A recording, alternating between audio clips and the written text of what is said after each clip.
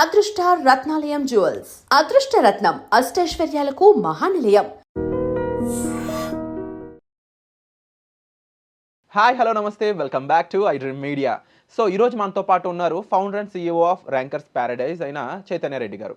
ఈరోజు ముఖ్యంగా జియో పొలిటికల్లోనే సంచలనం సృష్టిస్తున్న ట్రంప్ ఆక్యుపైయింగ్ గ్రీన్లాండ్ అనే విషయం ఏదైతే ఉందో దీని గురించి మాట్లాడబోతున్నాం అనమాట. ఇందులో చాలా విషయాలు మాట్లాడబోతున్నాం. దీంట్లో ఇండియాకున్న రోల్ ఏంటి, అంటే అసలు యూరోపియన్ కంట్రీస్తో ఇష్యూ ఉన్న ట్రంప్కి ఇండియా మధ్యలో ఎలా వస్తుంది, దీనివల్ల మన మీద పడే ఎఫెక్ట్ ఏంటి, వీటితో పాటుగా ఓవరాల్ వరల్డ్ కంట్రీస్ మధ్యలో ఎలాంటి సంక్షోభం రాబోతుంది అనేది తెలుసుకుందాం.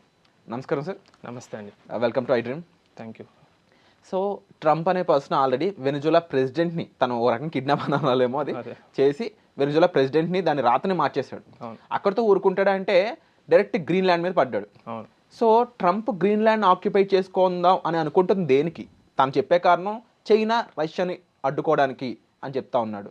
కానీ యూరోపియన్ కంట్రీస్ అన్నీ కూడా ఇంక్లూడింగ్ నాటో, ఎవరైతే ట్రంప్ని అమెరికాని సపోర్ట్ చేస్తారో ఫ్రెండ్లీ కంట్రీసో, ఆ నాటో కూడా తిరస్కరిస్తూ డెన్మార్క్ నుంచి రిప్రజెంట్ చేస్తూ ఒక పర్సన్ అయితే ఒక పదం కూడా వాడడం జరిగింది. అలాగే ఫ్రాన్స్ ప్రెసిడెంట్ కూడా క్లియర్లీ అపోజ్ చేస్తూ ఉన్నారు. మరి ఈ ఓవరాల్ సిచ్యువేషన్ కన్క్లూడ్ చేస్తారా మీరు? ఇప్పుడు మనం చూసుకున్నట్టయితే గ్రీన్లాండ్ వచ్చేసి ఇట్స్ పార్ట్ ఆఫ్ డెన్మార్క్ అండి. సో డెన్మార్క్ టెరిటరీ అనమాట Greenland.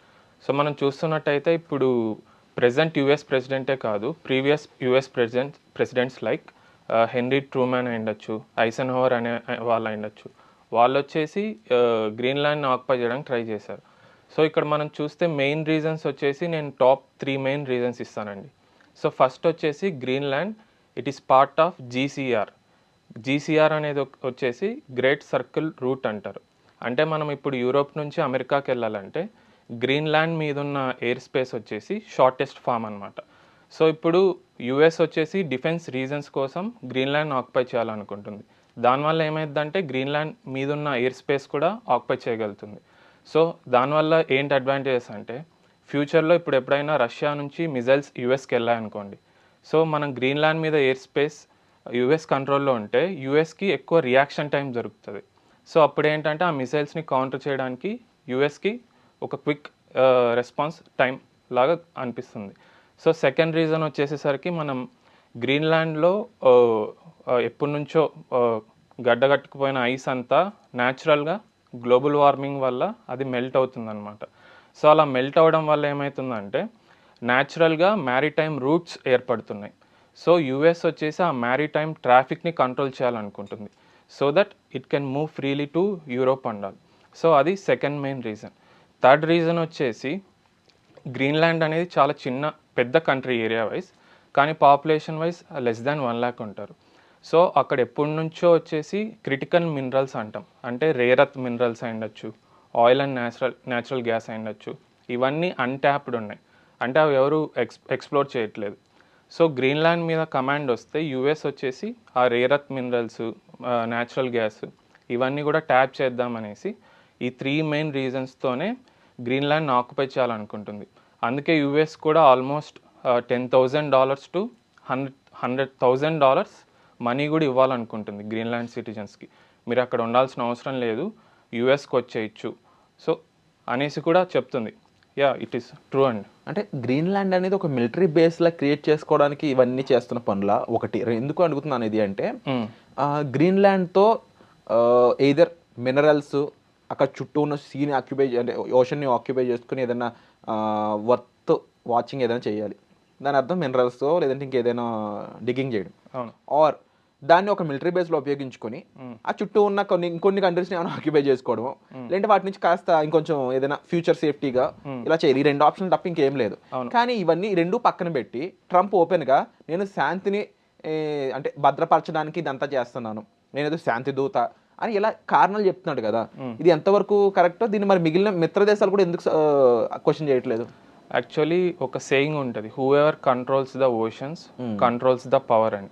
So Trump main motto వచ్చేసి కంట్రోలింగ్ దట్ స్పేస్, ఎందుకంటే అది ఆర్కిటిక్ రీజన్లో ఇందాక చెప్పినట్టే షార్టెస్ట్ రూట్.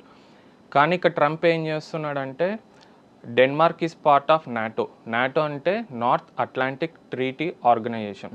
అసలు ఇది ఎందుకు ఫామ్ చేశారంటే World War II ఎండ్ అయిన తర్వాత పవర్ బ్లాక్స్ కింద డివైడ్ అయిపోతాయి. రష్యా అండ్ కమ్యూనిస్ట్ చైనా ఇవి ఒక పవర్ బ్లాక్స్, యూరోప్ ఒక పవర్ బ్లాక్.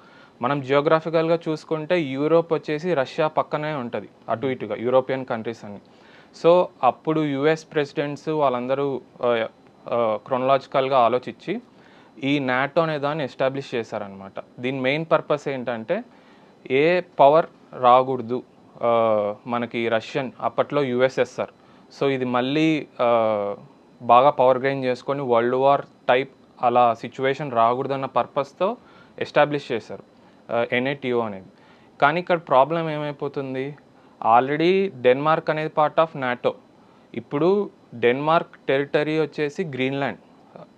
సో ఇప్పుడు యుఎస్ఏ వాయిలేట్ చేస్తుంది అంటే విత్ ఇన్ దెమ్మే ఒక ఫైట్ లాంటి సిచ్యువేషన్ వస్తుంది. అంటే సో ఇప్పుడు సారీ టు మీరే అన్నారు ఇప్పుడు ఒక పని ఏంటంటే వాషింగ్ ఎవరైతే కంట్రోల్ చేస్తారో మొత్తం కంట్రోల్ చేస్తారు. ఆల్రెడీ యూఎస్కి హై పవర్ ఉన్న వాళ్ళు ఇన్ని పిచ్చి పనులు చేస్తుంది అనేది ఒక రకంగా తెలిసిన విషయమే. కానీ ఇప్పుడు ఈ కంట్రీకి ఇలాంటి ప్రెసిడెంట్ ఉన్నప్పుడు ఇంకా పవర్స్ జోడైతే ఇంకా మిగిలిన కంట్రీల పరిస్థితి ఏంటి? ఫస్ట్ పాయింట్ అంటే అందులోనూ అది ట్రేడ్ రూట్ అయినప్పుడు ఇన్ కేస్ ఆర్థిక సంక్షోభం అనేది ఒక కంట్రీకి వస్తే కాదు మిగిలిన కంట్రీలకు వచ్చింది కూడా మన మీద ఎఫెక్ట్ ఉంటుంది. ఇప్పుడు పలానా రష్యాలో ఏదైనా పెద్ద సిచ్యువేషన్ రాంగ్గా ఉంటే రష్యా ఉక్రెయిన్ వార్ అనేది మన మీద చాలా ఎఫెక్ట్ చూపిస్తుంది. సో అలాగే యూరోపియన్ కంట్రీస్కి సంబంధించి కూడా మనకి కొన్ని ట్రేడ్ డీల్స్ అనేవి ఉన్నాయి, ఎక్స్పోర్ట్స్ ఇంపోర్ట్స్ యుఎస్తో కూడా ఉన్నాయి. సో ఇవన్నీ కూడా పాడవడం వల్ల ప్రజలు ఎండ్ ఆఫ్ ది డే నష్టపోతా ఉన్నారు.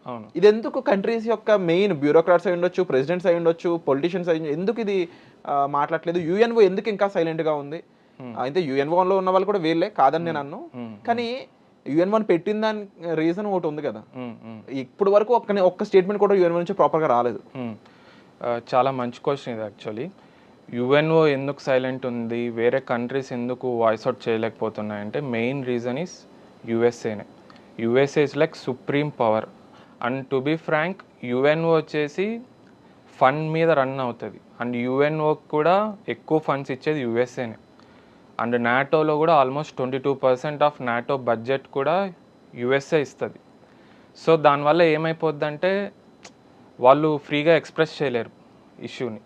So they are surrendering to whoever president of USA ఎవరైతే ఉన్నారో వాళ్ళ డెసిషన్స్కి సరెండర్ అవ్వాల్సి వస్తుంది. అదండి. సో ఫైనల్గా నాకు ఇంకో క్వశ్చన్ ఉంది. ఏంటి అంటే ఎండ్ ఆఫ్ ది డే ఇది ఇండియాకి ముఖ్యంగా మన కంట్రీ గురించి ఎందుకు పడుతుందంటే ఇప్పుడు చూసే వాళ్ళందరూ కూడా మనకి ఏముంది ఇందులో నష్టం అని అనుకునే వాళ్ళు ఉంటూ ఉంటారు. ఒకసారి వరల్డ్ కంట్రీస్ మధ్య డిస్టర్బెన్స్ వస్తే ఇండియా ఎలా ఎఫెక్ట్ అవుతుందో చెప్తారు.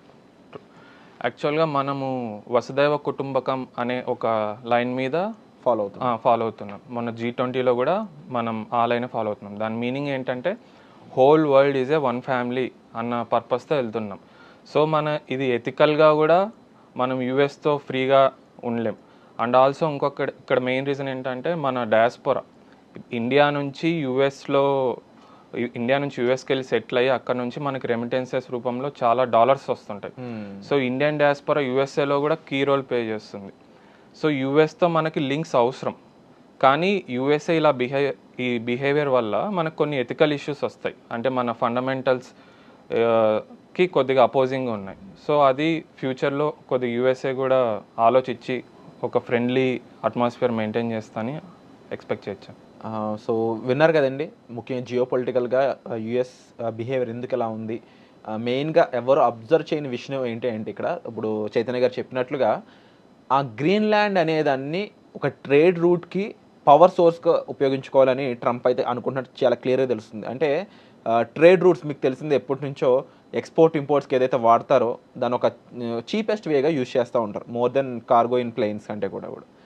సో దాని రకంగా యూరోపియన్ కంట్రీస్కే కాదు ఏషియన్ కంట్రీస్కి రెండింటికి కలిపిన ఎక్స్పోర్ట్స్ ఇంపోర్ట్స్ యూఎస్ నుంచి ఏదైతే వెళ్తుంటాయో అలాగే మిగిలిన కంట్రీస్కి ఏదైతే వెళ్తుంటుందో ఆ మార్క్ ఏరియాని చూసినట్లయితే దాన్ని కంప్లీట్గా ఆక్యుపై చేద్దాం అనుకుంటున్న ట్రంప్ పన్నాగం అయితే ఇదని చెప్పవచ్చు అన్నమాట. మరి ఇలాంటి బిజినెస్ ఆలోచనలు ఏవైతే ఉన్నాయో యాజ్ ఎ బిజినెస్ మ్యాన్గా ట్రంప్ ఆలోచిస్తున్నాడు, కానీ ఒక ప్రెసిడెంట్గా కింద ఉన్న జనాల గురించి మిగిలిన కంట్రీస్ యొక్క మంచితనం గురించి అయితే మాట్లాడట్లేదు ఆయన. సో ట్రంప్ బిహేవియర్పై ఈ గ్రీన్లాండ్ ఆక్యుపై దీని గురించి ఏమనుకుంటున్నారో మీరు కామెంట్ సెక్షన్లో మెన్షన్ చేయండి. అండ్ మీ వ్యూస్ మాకు చాలా ఇంపార్టెంట్, తప్పకుండా కామెంట్ సెక్షన్లో మీ వ్యూస్ అనేది తెలియజేయమని నేను కోరుకుంటున్నాను. అండ్ అలాగే ఈ ఎపిసోడ్ నచ్చితే లైక్ చేయండి. వచ్చే ఎపిసోడ్ మళ్ళీ కలుద్దాం. Thank you sir. Thank you. And for more videos, Please subscribe to iDream. Please subscribe to iDream. Please subscribe iDreams. And please subscribe to iDream. For more videos, subscribe to iDream. please like, share and subscribe to the channel. Congratulations, iDream. Subscribe to iDream. Subscribe to iDream. So subscribe to iDream Media. iDream की iDream team अंदर की huge congratulations. Please subscribe iDream Media. Please subscribe to iDream. Subscribe iDream. Please subscribe to iDream. iDream అంటే నా కళల channel subscribe చేసుకున్న నోరు తిరుగుతలేదు, మీరైతే గంట గుర్తు కొట్టండి. For more such videos, please subscribe to iDream. Subscribe to iDream. Please subscribe to iDream. Please subscribe iDream Media. Please do subscribe to iDream. Please subscribe to iDream Media. For best entertainment and information, please subscribe iDream. And don't forget to subscribe to iDream.